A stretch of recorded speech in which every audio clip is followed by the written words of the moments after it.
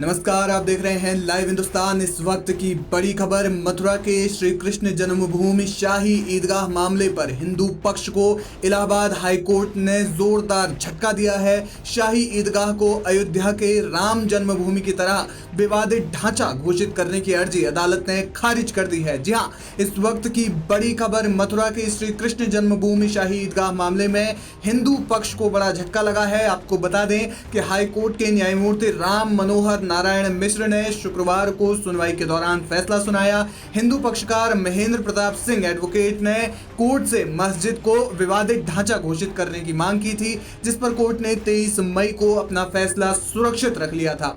इसके बाद तमाम तरह की बातें हो रही थी और 4 जुलाई को फैसला होना तय हुआ था। हिंदू पक्षकार महेंद्र प्रताप सिंह ने कोर्ट के समक्ष कहा था कि वहां पहले मंदिर था, वहां पर मस्जिद होने का कोई साक्ष्य आज तक शाही ईदगाह मस्जिद पक्ष न्यायालय में पेश नहीं कर सका।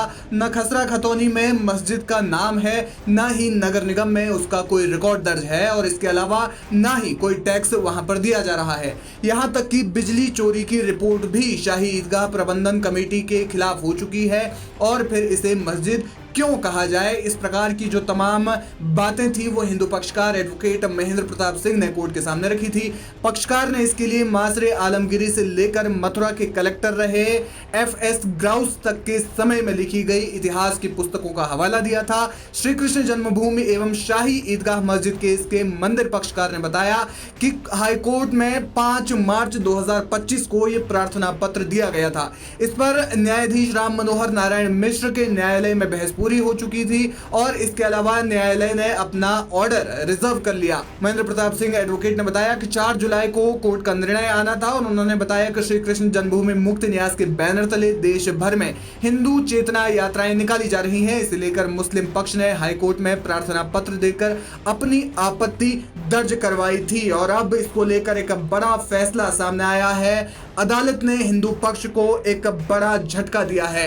आपको बता दें कि श्री कृष्ण जन्मभूमि को लेकर पूरा विवाद 13.37 एकड़ जमीन को लेकर जुड़ा हुआ है। इस जमीन की 11 एकड़ में श्री कृष्ण जन्मभूमि है तो बाकी बचे 2.37 एकड़ में शाही ईदगाह मस्जिद बनी हुई है। दोनों एक दूसरे से लगी हुई है। इसको लेकर सालों से विवाद चल रहा है। हिंदू पक्ष पूरी जमीन श्री कृष्ण जन्मभूमि की होने का दावा करता रहा है तो वहीं मुस्लिम पक्ष इसे गलत बताता है। आज आने वाला फैसला हिंदू पक्ष की उस याचिका से संबंधित था जिसमें शाही ईदगाह को विवादित ढांचा घोषित करने की मांग की गई थी।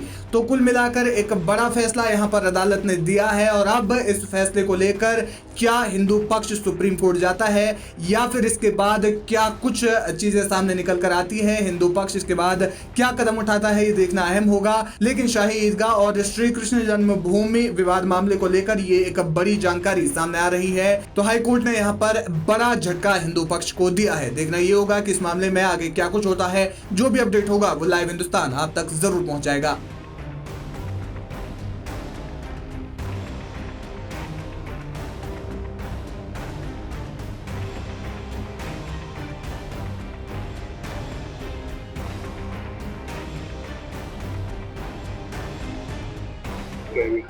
देखिए, माननीय न्यायालय में हमने प्रार्थना किया था कि इस स्थान को विवादित ढांचा घोषित कर दिया है। तो मुस्लिम पक्ष ने कहा था कि यहाँ हम नमाज नहीं पढ़वाएंगे यदि विवादित ढांचा घोषित हो गया।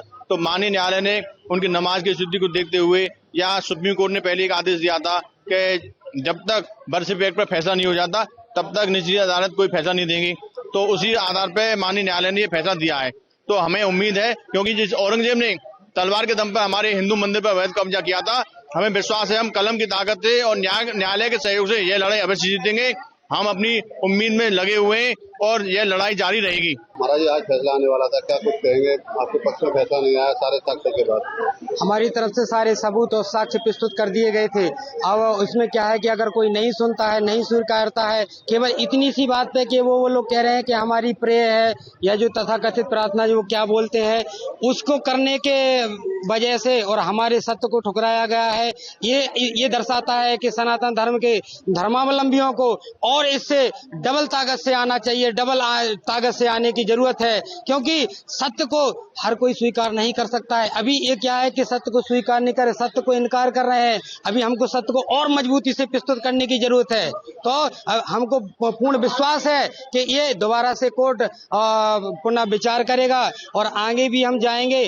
तो जहां तक भी हमको क्या है कि उम्मीद नहीं है, हमारे पास में पूरे साक्ष्य है, हमारे पास में पूरे सबूत है, पर उसको ये दुर्भाग्य है कि वो सुनना नहीं चाहते हैं। ये केवल वो सुन लेते हैं कि हमारी जो तथाकथित वो नवाज वगैरह क्या बोलते हैं वो होते हैं, उसकी वजह से सारे सत्य को दुखड़ाया जा रहा है। ये कब्जे को तुम सच मान रहे, और जिनका जो कागज है, जिनका सबूत है, जो सनातन धर्मावलंबियों का मुख्य केंद्र है, उसको नहीं स्वीकार कर रहे हैं। ये तो गलत है। इसको हम बार बार इससे डबल एनर्जी के द्वारा और जन सैलाव के द्वारा और मजबूती से प्रस्तुत करेंगे, जरूर होगा। जय श्री कृष्णा, जय जय श्री राधे। जी, आज अदालत से फैसला आया, आप लोगों को बड़ी उम्मीद थी, लेकिन आपके पक्ष में फैसला नहीं आया, क्या कुछ रहेगा आपका? हम उम्मीद कर रहे थे कि फैसला हमारे हक में हो, पर कोर्ट का जो आदेश आया है उससे हम अभी उम्मीद करते हैं कि आगे हमारे हक में कुछ होगा, क्योंकि जिस तरीके से हम देख रहे हैं कि वर्शिप एक्ट के बारे में अगर हम सोचें कि वर्शिप एक्ट की वजह से वहाँ लोग नमाज कर रहे हैं, इस वजह से अगर हमारी चीज मांग को नहीं देखा गया, तो मैं ये बताना चाहूंगी कि श्री कृष्ण जन्मस्थली प्रॉपर यहाँ है, जिस जन्मभूमि का जो मेन जो मूल गर्भगृह है, जो कि मंदिर मस्जिद में आता है, तो हम उसकी पूजा नहीं कर पा रहे हैं। जबकि शाही मस्जिद जो है वहाँ पर नमाज नहीं होती, लेकिन फिर भी मुसलमानों को वहाँ नमाज करने की आज़ादी है।